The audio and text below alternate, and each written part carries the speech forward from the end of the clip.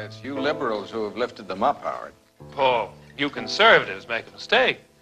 You can't afford to strangle hope in people. Without hope, people become dangerous. No, Howard. You liberals have let them invade our society. You give them jobs, political jobs. Paul, you missed the point. It's only the smart ones we move up. That makes it even worse. No, we have to move them up. If we leave a smart one in the ghetto, he might develop into a leader against us. But if we raise him up into white society, we neutralize him. He feels compelled to try to act like us. He loses his identity and his racial anger, if he has any. He becomes alien to his brothers. They realize he sold them out, and they grow to hate him. He becomes worthless to them and safe for us. No, thank you. In fact, in his love for the creature comforts, except for his color, he's become one of us. We are all the way live right here at WHPR, 160 Victor Street, Highland Park, Michigan, known as the capital of Detroit. My name is Theo Broden, co-founder of Hood Research, that produces Feedback, a positive image production by Hood Research. Thank you so much for tuning in, and I want you to know that we appreciate those of you who are helping to sponsor this program. And for those of you who are considering sponsoring the program, please make your check or money order out to Hood Research. But if you prefer, you can make it out to WHPR Broadcasting Company. We have no objection to that. We just ask that you mail it to Hood Research at P.O. Box 4416, Detroit, Michigan, 48204. Again, that's the Hood Research P.O. Box 4416, Detroit, Michigan, 48204, so that we can make sure that it gets credited for this program. I want you to know that we have a website, which is hoodresearch.org. We have all of the bells and whistles of Facebook, and you name it, we got it. And the email is contact@hoodresearch.org. That's contact@hoodresearch.org. And if you'd like to call, the telephone number is area code 248-234-2371. Again, that's area code 248-234-2371. I want to say good morning to Barbara and to Vera and Ron. Also to Les and to Tom. And over the weekend, we just had so much fun and met so many people, and a couple of them, Carla. Good morning to Carla and Calvin. And I want to say good morning to Jay way on the other side of town. Hi, Jay. And to those of you who attended the meeting this past Saturday, you know that we had a wonderful time, a lot of information, and even the Hood Research Theater had some role playing that went on for a little while. That was fantastic as well. And I just want to say good morning to Diane and Katrina. And there are just so many of you that we are so appreciative that you joined us this past Saturday. And each month we meet on the second Saturday from 2 to 6. We were able to give a resolution of memory to Gabe Leland because he's a city council member whose father is deceased, and was a Wayne County Commissioner.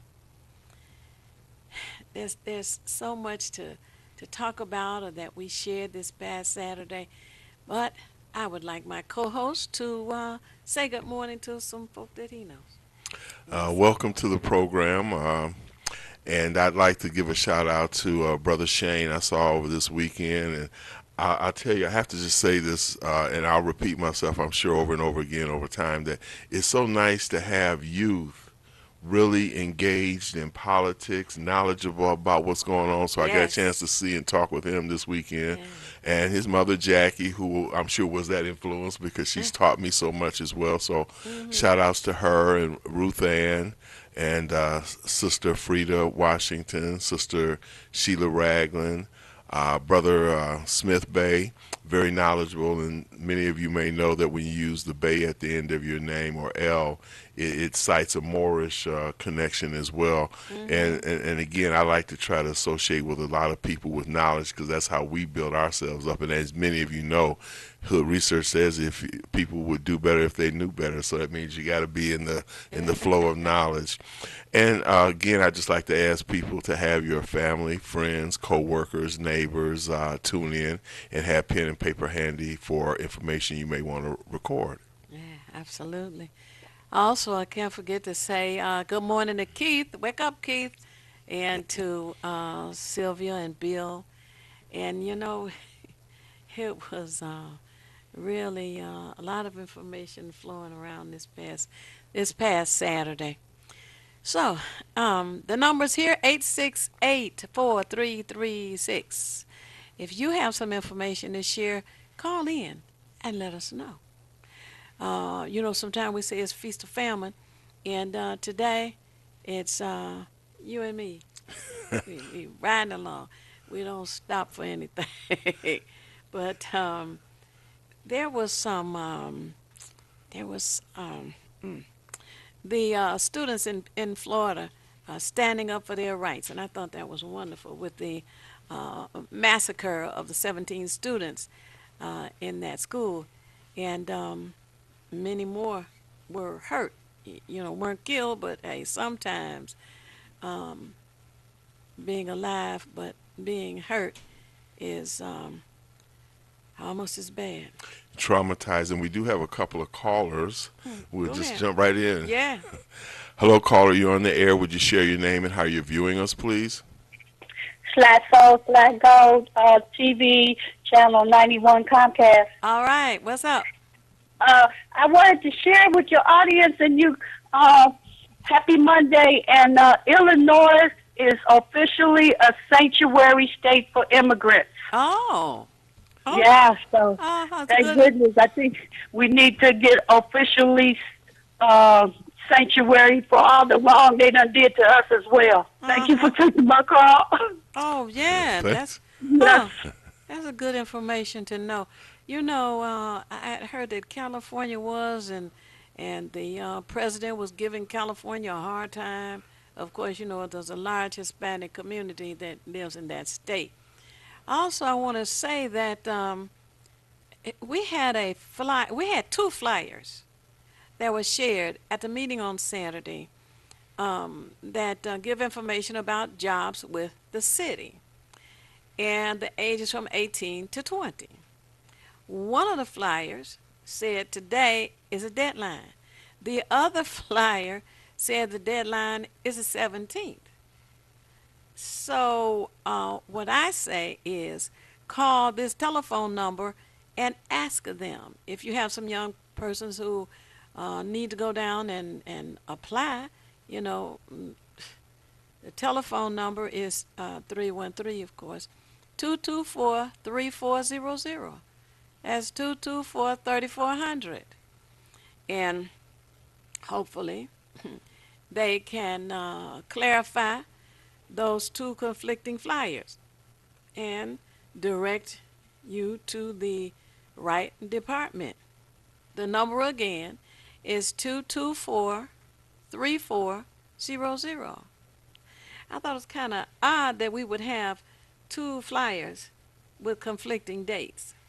So, Which means we really have to stay on top of it. And it's important for city residents to be able to get those jobs. So please take that information seriously. And if it's not something that you can use, pass it along because many in our community can use it. that's right. And also, it's sad because there are still some 18-year-olds in high school who are graduating this year, and they may not get out of class before the closing of today, or the 17th for that matter. But, go figure. Anyway. We got a couple of more callers. Yes, go ahead. Hello, caller. You're on the air. Would you share your name and how you're viewing us, please? I'm viewing you from the app on the phone right now. My name is Candyman. Thanks for How calling. you guys doing? Thank you Great. for calling. You know what was said to me in our city is that I was on the Troy Muhammad show. I don't know if you guys was listening on Sunday, but it's sad that when the mayor gave the state of the city address, Mm-hmm. why a lot of the stuff he was saying was a bunch of crap. Things that he said was done and being done was not. I ride the city. I'm out there in the streets with the street brothers, talking with them. I ran through the community, east side, west side. I stay east. And he spoke on a lot of things that wasn't true. What hurts me is that our so-called leaders sit back by and clap and praise him for the things that he's not doing. I don't know if it's because they've been bought and they have to be quiet, or he has something on them, and they're supposed to be our so-called leaders, which is sad, and wonder why we're not showing the younger generation that they see it as we see it. When we was young, certain things you seen when you was young and that the older people did. They see the same thing, and then the first thing they say, well, they won't come out and vote, or what? We're not teaching them nothing. We're not showing them something. And that's the sad thing to me.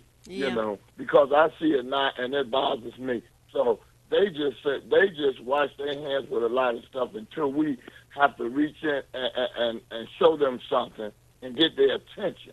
We're not getting their attention because they see all the BS going on in the politics in the city of Detroit and living in poverty and over on my street, we got 20, they took one house down last month. And we got 20 houses. I went down there, walked down there, and counted the houses that need to be torn down. And the sad thing about it, they say we need block clubs, but they don't have block clubs in Birmingham. They don't have block clubs out there in Southfield or Westland because they politicians is doing the things that need to be done. Every time we say something, we need a block club. For what? For order for our politicians to do something, the ones we voted in there, we don't hold their feet to the fire because they say one thing when they're running. You don't see them when they ain't running, but when they're running, they turn around and be all up in your face, until they get the seat. And then it's a different story. And, and it's sad because it's a lot of people that look like us that's not doing the things that need to be done. And so that's what bothers me. And I appreciate y'all taking my call. Well, sure. We're glad Thanks you had for a calling. chance to call and vent here.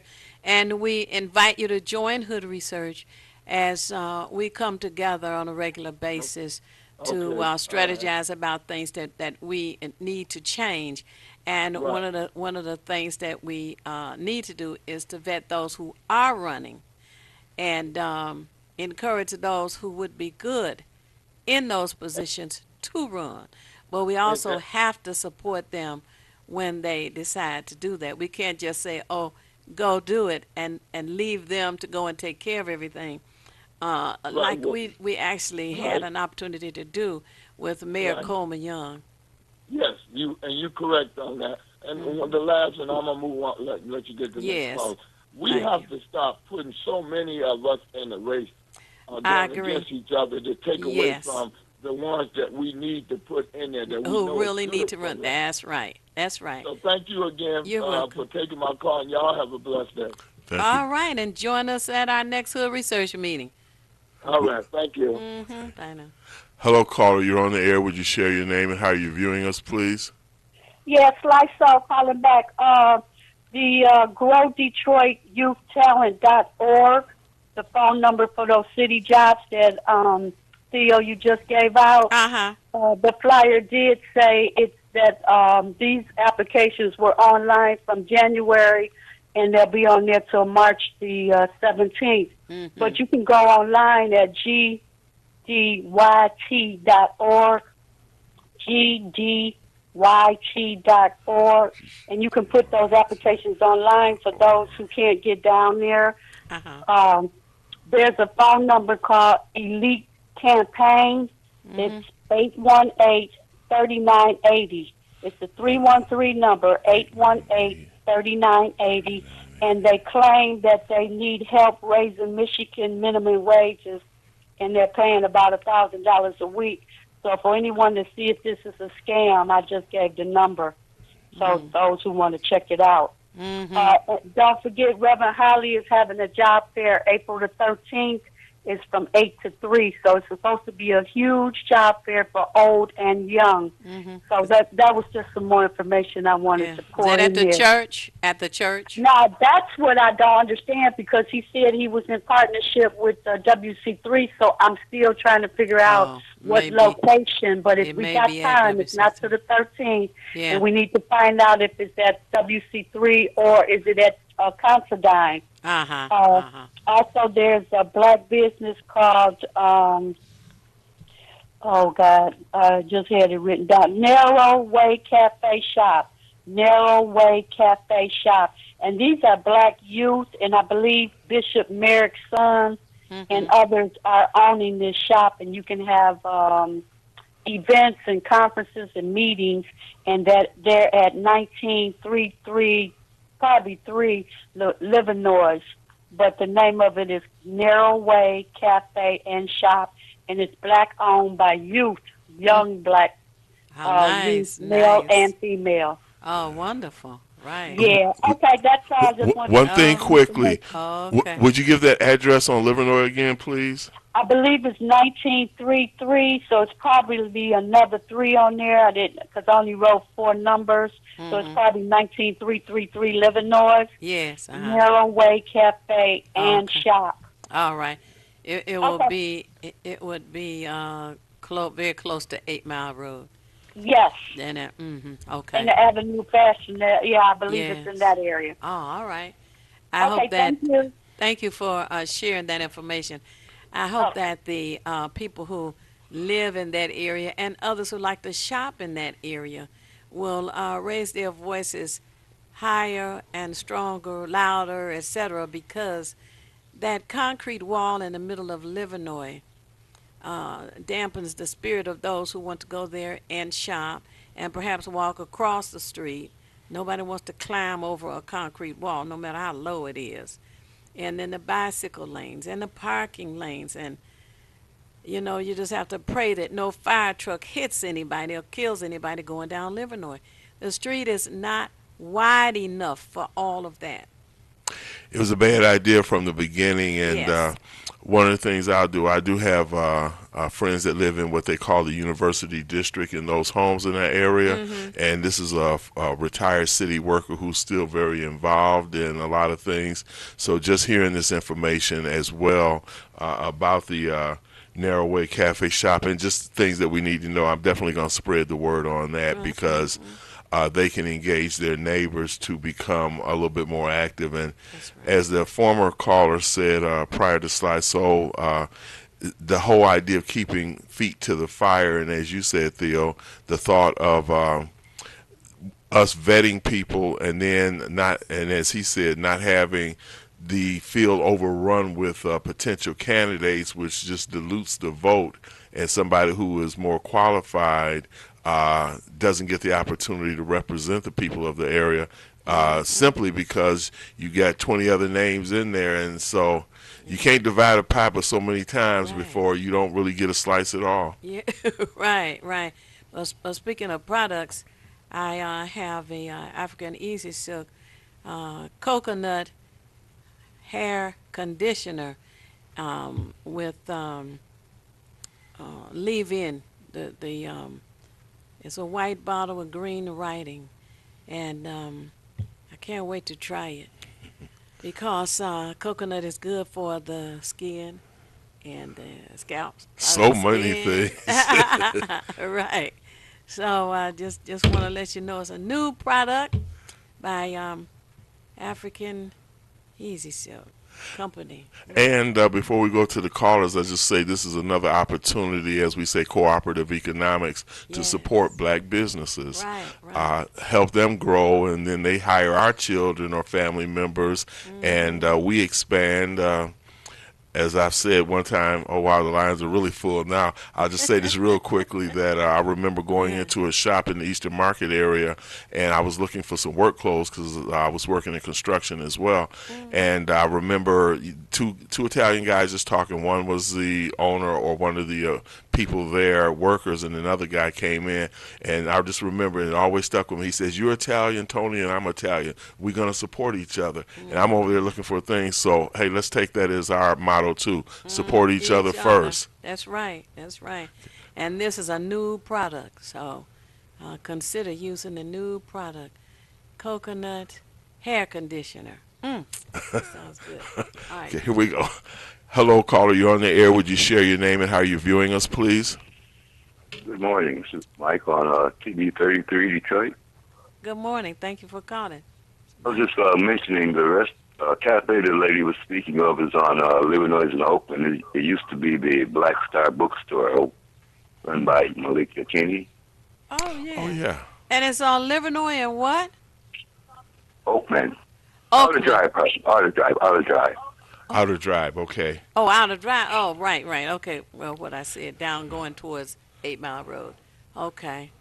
Yeah, right in the between 7 and 8 Mile. I appreciate that. I remember the bookstore. Yeah. Well, the reason is the restaurant 1917, wasn't that their address? What was their address? The 1917 Bistro. Mm-hmm. I'm not sure. I think It's they, close to them. yeah, right within a couple of door fronts in Or front. something? Yes, storefronts Oh, okay. rather. Okay. You have something else to share? No, that'd be it. Okay. Except for Thank you for tuning in and one calling time me. on Betsy DeVos. That was interesting interview last night. Betsy DeVos? Yes. And what she wants to do with guns here in schools for safety. Share with us, viewers, what she said. She's Well, I can't really recall anything particular, but the whole interview was just ridiculous. Oh yeah. Well, She didn't have a clue. she right. No educational background, but she's Secretary of Education, I guess. Oh All right, boy. Right. But the president turned over the gun issue to her, the safety, and so now she's got, I guess, going to make her recommendation to have the teachers have guns on their hips. Who can imagine that? Yeah, what what an insane idea. Absolutely. Okay. Hello, caller. You're on the air. Would you share your name and how you're viewing us, please? Can you hear me? Yes. We can. I'm listening on 91 Comcast. Yes. And Bill, I wanted to how do people, young people, apply for the civil service jobs now? Because look like with the state, they have you to go online, but you never get a response back about an interview or anything. And the city, I don't even know where you go to apply for their entry level jobs. It used to be a time you can walk into their human resource or personnel, but Right. a lot of the places don't have that anymore. They want you to Go online. apply online, but it just seems like you don't get a response when you reply online. Well, one of the things council members ought to be good for is for you to call them and have them assist you with getting some response.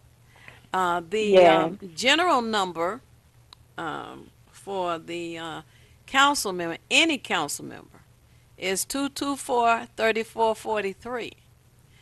And then you can give them your address, and they will tell you who your council member is if you don't already have that information. And you call that office and tell them that you have applied online, or the person has applied online, and have not been given a response, and ask them if they will give you some assistance. The other thing is you can call the mayor's office, which is 224-3400, and the same thing, because he is responsible for the Human Resource Department, and someone in his administration should be able to tell you why they're not responding online, or how long it takes for them to respond online, and if you can come in person since they're not responding online. And Theo, I have one more thing I want to just put out, because Yes. I don't know if anybody else is experiencing this. Over there at the police academy, Where? they are making it hard, and these are black people that's making this hard for other blacks to get into in the police department. Mm-hmm. And I wonder who's running that place over there, because it just seems like it's a lot of things that's going on that's not fair, and somebody needs to be keeping an eye on that academy. Thank Well- you for taking my call. Well, wait a minute before you go. The police commissioners are supposed to be able to give assistance in that area. If there is some injustice taking place, they need to be told and they need to address it. They meet every Thursday, unless Christmas is on Thursday or Thanksgiving is on Thursday. They meet every Thursday. Now, the meeting is held at the headquarters, which is on 3rd Avenue on the 3rd floors at Michigan at 3 o'clock on each Thursday. Now, one of those Thursdays, which I believe is what was it, past Thursday, second Thursday of the month, they meet out in the community, and the meeting starts at 6:30. The ones that are held at the headquarters are at 3 o'clock in the afternoon.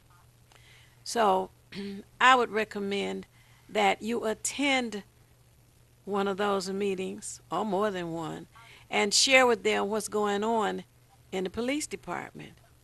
And if there is a person they have a personal interview with the candidate. If there is something that looks like prejudice of some kind, racism, etc., you need to share that with the police commissioners. And it doesn't hurt to put your information in writing either. Now, if you don't get any response from them, call Hood Research, and I'll tell you what else you can do. Okay, and Phil, this is blacks doing this to other blacks. That's I why want I to make said that prejudice. clear. Yes. Yeah. That's why I said prejudice and not prejudice or racism. Because blacks Okay, can be dear. prejudiced, but they're not going to be racist. And All right, oh, dear. that definitely does happen. I know that. More than it should. Exactly, more than it should. You're right. Thank you. You're welcome. Thanks for calling. Hello, caller. You're on the air. Would you share your name and how you're viewing us, please? Bon appetit, Tabidi. It sounds like you. Good morning. Yes, sir. Bon appetit is here, too. He's thinking up the Yeah, menu for oh, Saturday. You know, thank you for laughing a little bit, and let's all do that. You know, Yep. I can't wait for April Fool's Day, and maybe we'll get 10 inches of snow. Oh, I'm that's tired you of mean it on going. Easter I don't know. Sunday? No, wait. No, let's just say hi, and I can't wait to see you. And if I wanted to give a promotion out, you know, the movie for Rosa Parks are going to be in Beverly Hills. They're going from one coast to the next. It's going to be in the month of April, the first week or so. We'll talk about, but God, let's get some warm weather. You know, I just got off the phone with my friend in South Carolina. It's snowing there. They're playing Oh, jokes yes. out there. Oh, it's going up the East Coast. Oh, yes. Yeah, And all the way up to Boston, they might have 2 feet of snow. Crazy. Oh. Agreed. Don't mess with Mother Nature, and I love my butter. And They I should. miss you guys, and I want to pray for people that we need to stay alive. We need to be healthy. There's nothing wrong with just taking care of your heart and hearing good music. And I know you can sing, and boy, I miss hearing you. You know, you won't do that on TV for her, but that's a little, blast from the past. But you know, one of these days. I'll let you know. yeah. Happy birthday! I'll see you. I'm in a Okay. good mood. You know, they're gonna pick up the garbage. We do have some good service here. You know, we do have some good people in Detroit. Yes, I'm we talking- do. A lot of good people. Yeah. And you know what was WHPR. If it's not that big of a deal, people that just come on. doesn't take much. We want this. This is the last thing we have, really, that I've been proud to be involved. Yeah. You know. Yeah. And, All right. Thank you for calling. thank you, and get out the bon appetit. Oh, yeah, this Saturday starting at 12 noon. Now, if the time is Okay. changed, you're going to have to tell me. But it's 12 noon on Saturday here, 150 Victor Street. Mm-hmm. Okay. Thanks a lot, Paul. Bye. Uh-huh. Hello, caller. You're on the air. Would you share your name and how you're viewing us, please? This is Tyrone over the internet. Okay. Yeah, 2015, there was approximately 8,000 city workers. 2016, there was 9,000. I'm just rounding it off. The head of the most important department, the Jobs and Economic Development, is white. They sent out a letter to the city workers who was there, and they put it in the newspaper. I don't forget the date of it. I ain't got it before me. That city jobs up for grabs. But unfortunately, those who's working in the city right now, which we know is mostly black, they're not qualified for the high technological development's going to be in the city jobs. And they was going to find them a job outside of city jobs. That's why you haven't heard. They are firing those workers right now, the black workers, and they had 1,000 or so in 2016 was hired, and I bet you most of them are white. So majority of the and then when that happened also, when I looked at the population, we lost 31,000 blacks during that same period from 2000 and 2016. And the mayor got on TV, and he got his little blackies on this station and elsewhere running around talking about there is less people leaving, they're staying. Not true. All you got to do is go to the U.S. Census, and you look at the 2015 and 2016, look at the racial category. You can call Chicago and get those. That's where it's at now, Philadelphia, and you will see 31,000 blacks have been forced out of the city in 1 year. So therefore, and that was from 2015 to 2016. So therefore, the only way we got to organize massively to stop it, because they're hiring all white down there. So that's all I have to say on the matter. All right, thank you. We cannot assume that all of the people who are working for the city are not technologically able to do some of the jobs that are coming into the city. And to lose 31,000 in a year, it must have meant from 2002. That's when the emergency manager was here pulling all the little tricks and what have you that he was pulling.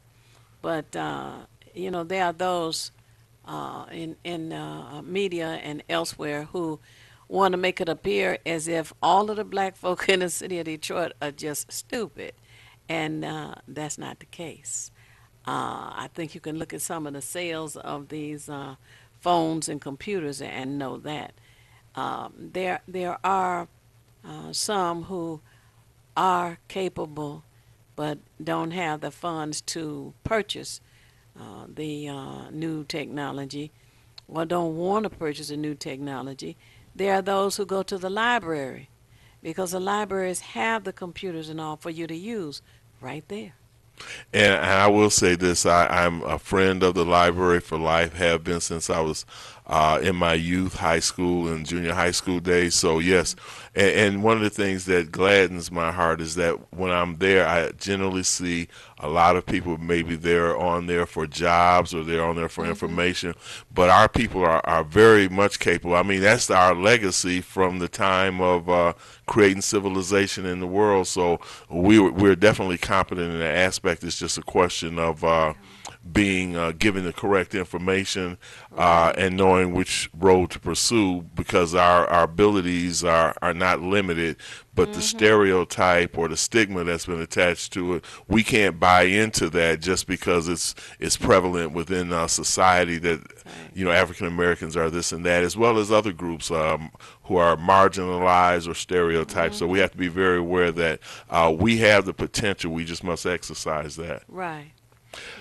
Hello, caller. You're on the air. Would you share your name and how you're viewing us, please? Am I on now? Yes. Yes. Okay, good morning, good morning. This is Egypt, and I'm calling where I'm on Comcast 91. Oh, thank you for calling. I'm calling, Field, about the grandparents here with these, raising these grandchildren up. It seems we have more and more cases, incidents where the children are getting hurt, dying or whatever. And they're getting hurt? Concerning the incident that happened over the weekend where the 3 children were killed in the fire. Yes. Right. And the the grandmother was not there at the house, and they have no smoke alarms. Right. Oh, grandmother left the children alone? Yeah. Oh, wow. The grandmother was not there. It was ages 4, 8, and 9 that was left in the house.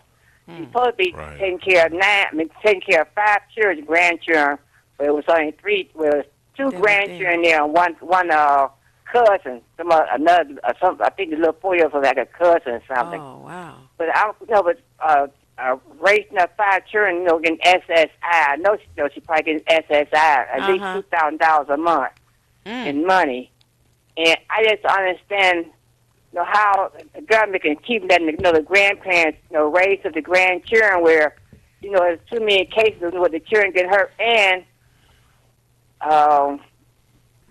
when they get as soon as they turn 18 years old, then they put them out. They put them out the house instead of put them out in the streets. So put them out the house because they can't get any more money. It just don't seem to make any sense. Right.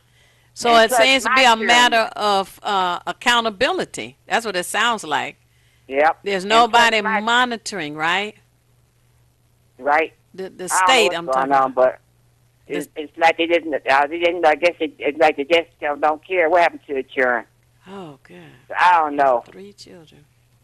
But and then the thing is, like me myself, I'm a senior citizen. I'm handicapped, vision problems. And with these different grandparents, concepts, they gonna raise their children, grandchildren up. We can't hardly do anything for ourselves, not alone to taking care of some children. Right. It makes my children think to feel that I should be able to take care of their children because these other grandparents do all kinds of all this crazy stuff. But now hold on just a second. We also need to be concerned about the ages. You know what I'm saying? Because some of these grandmothers are not senior citizens. So the question is, was she working, partying? What was the position of that particular grandmother? Right. Was there a grandfather involved? Huh? Neglect. They said the grandmother. Yeah. And I feel it's neglect. But I want to get that out. No doubt it was neglect. I just want to make the point that all grandparents are not senior citizens. Right, you're right. All of them not, but it's just too many of them that are just there trying to get the money, what I can say. Yes, that's true. Yep. And then they need concerned about those children. Right, and there needs to be more accountability. So it says to me that we need to bring our state reps and state senators front and center, because it's the state that's paying the money, right, to the grandparents. Right. And if there's no accountability, then they are the ones, state reps, state senators, who can propose and pass legislation for more accountability. Okay? Okay, I just want to get that out. I'm glad that you did, to bring that point. And thank you. You're welcome. Thanks Thank you for calling, because we definitely need to hold our officials accountable. They don't need to be elected just to collect a check and do nothing. They only work Tuesday, Wednesday, and Thursday. Fridays through Mondays, they're supposed to be within their community with the community meetings and their constituents and sharing information, fielding questions, etc.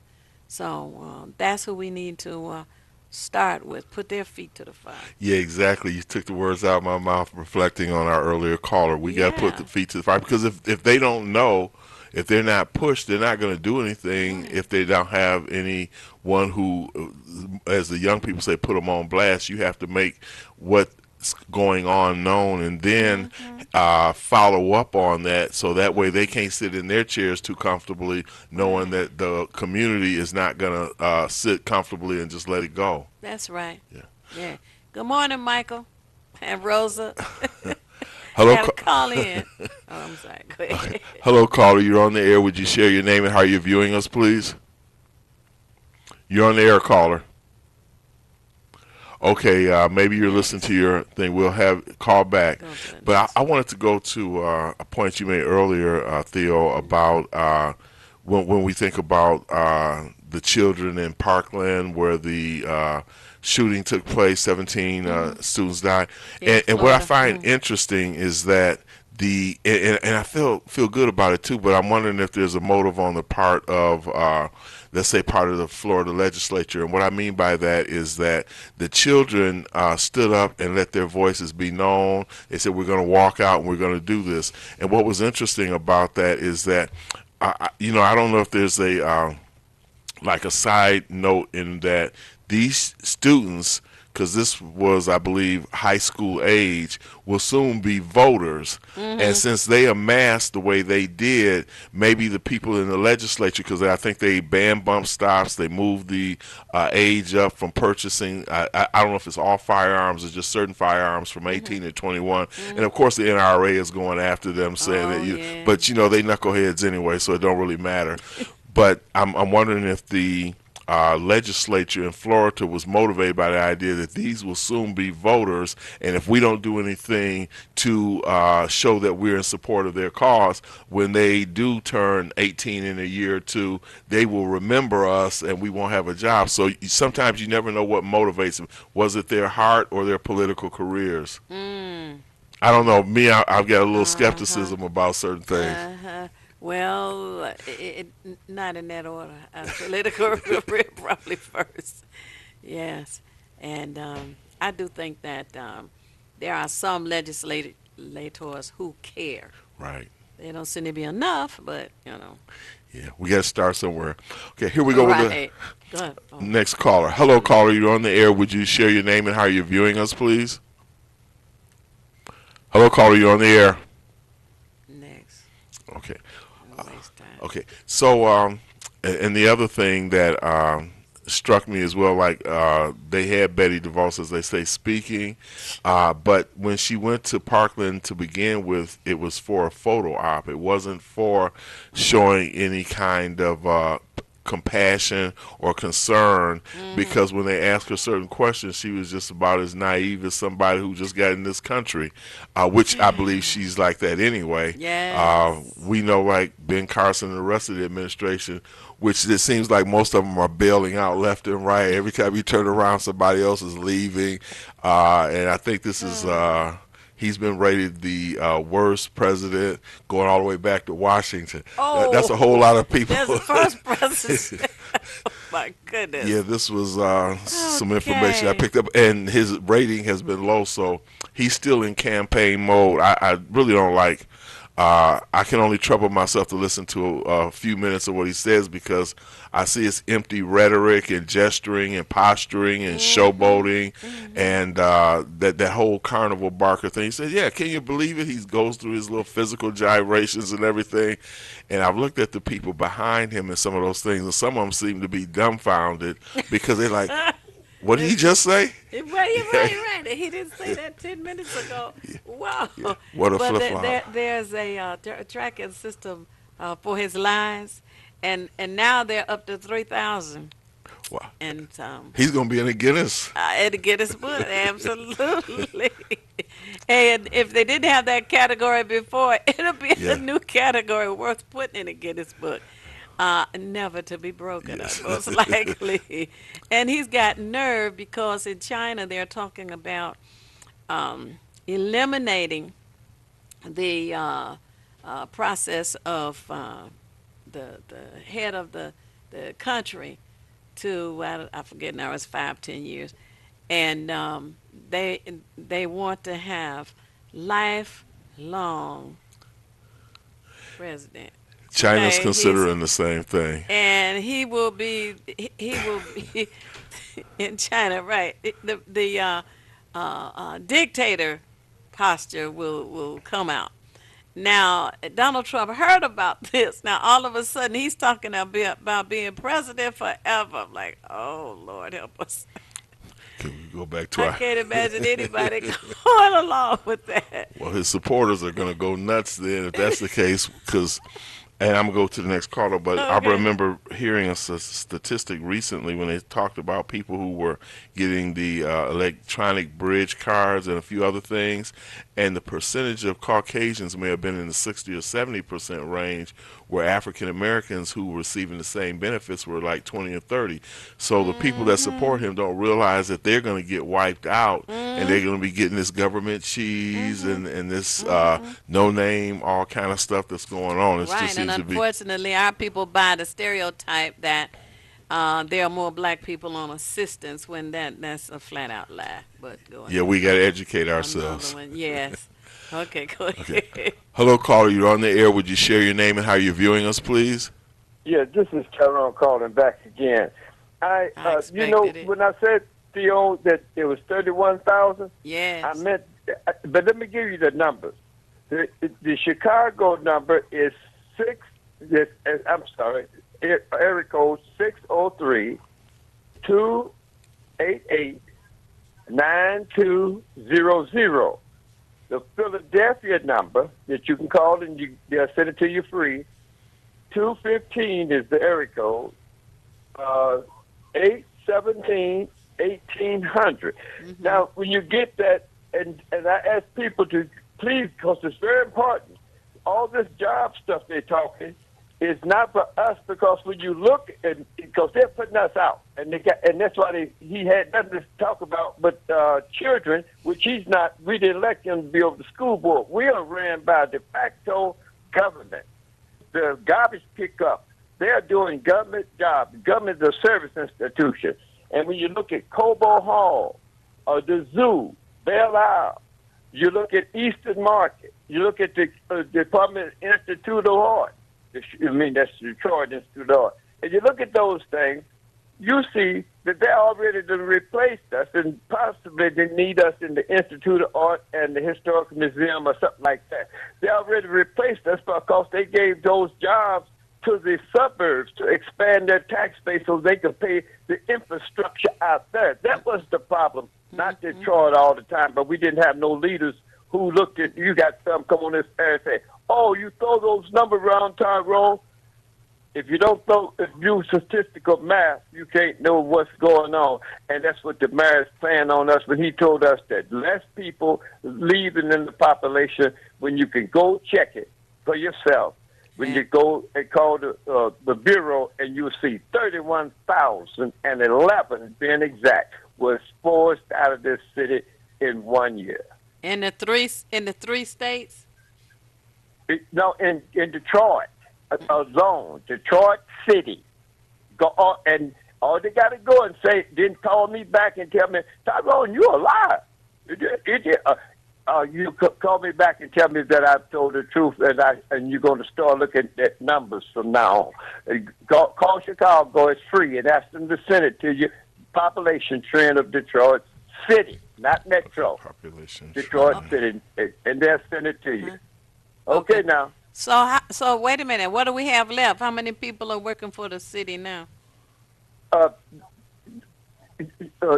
9. I'm just rounding off, about 9,000. Okay. In 2015, it was 8,000, and the 1,000 they added are all white, and it's an all-white guy, Italian, over the jobs. Well, you know, when we talk about having ownership of jobs, that when the owner is black, that would include a mayor, they would tend to hire people that look like them.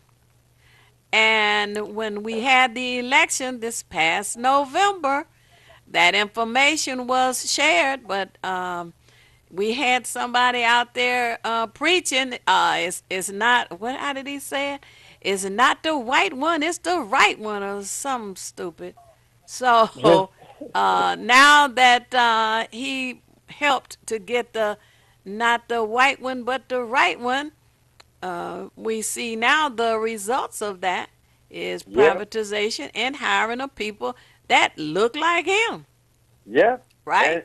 And you got the blacks on this station. I ain't gonna call no name. They got two of them.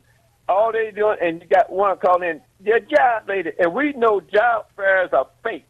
Like Reverend Holly gonna have is fake. That's why the young people in Detroit don't vote to them. Well, I don't know about that. Yeah, thanks for the call. All righty, thank you. Okay, now, okay. Mm-hmm. Hello, caller. You're on the air. Would you share your name and how you're viewing us? Yes, Valerie. How you doing, Mrs. Broughton? Fine, thank you for calling. And how you doing, Thabiti? Great, thanks. That's wonderful. Yes, I was calling on Facebook this morning. The boxes that Donald Trump said that he was giving out, there was 5 ladies that already received those boxes, which it was shredded cheese. It looked like a ham steak was in there, and then it was like potato. What you call that? Dehydrated. Powdered potatoes. Powdered milk, powdered eggs, and everything. And it came from the post office. Delivered it because they showed the United States Postal Service on there that delivered the boxes to their house. So where did they come from? Was this in Detroit or some other city? Well, my girlfriend sent it to me, so I'm assuming it had to been one of her, maybe one of her friends that got it, because I don't know, but I can find out. And I'll call you back next week. Yeah, I would like to know that. What city is she in? Okay, well, I'll get my girlfriend and I'll ask her. Oh, yeah. Okay. But I just want to let you all know that those boxes are going out already. Okay. Thank you so much for that. I didn't know they had started already. Okay, so you all have a wonderful day, okay? All right, you too. Okay, Thanks for calling, Val. We had a very good participation this morning. I want to thank you all for tuning in and for calling in and sharing your own thoughts and ideas and information. I think that's what the show is about, and that's what the Hood Research Meeting is about. Once again, I got to tell you, we really had a good time this past Saturday. But as I say at the end of the show, it's not necessary for you to know everything. What is necessary is for you to know how to find what you need when you need it. And we hope that you will attend the Hood Research Meeting, second Saturday of April, 2 until 6 p.m., and join with us. And thanks for tuning in, Carl and Paul. All right, your turn. If you want to be nothing, do nothing. But the only problem with doing nothing is you never know when you're finished. And now we want you to stay tuned to Get in the Know with Marley B. And we'll see you next week. All